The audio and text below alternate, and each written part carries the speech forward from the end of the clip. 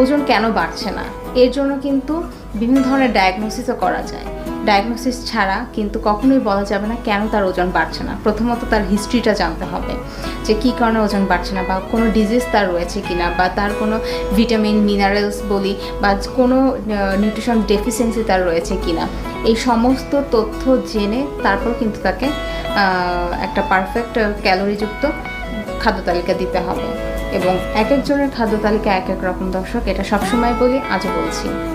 Actually যেটা হয়ে থাকে সেটা হচ্ছে প্রচুর পরিমাণে খাবার খেলেই যে ওজন বাড়বে বা ওজন কমে যাবে তেমনটা না। ওজন কমার ক্ষেত্রে যেমন একটা পারফেক্ট খাদ্য তালিকা রয়েছে, ঠিক তেমনই ওজন বাড়ানোর ক্ষেত্রে একটা পারফেক্ট তালিকা রয়েছে, এবং প্রতিটা মানুষের খাদ্য তালিকা আলাদা।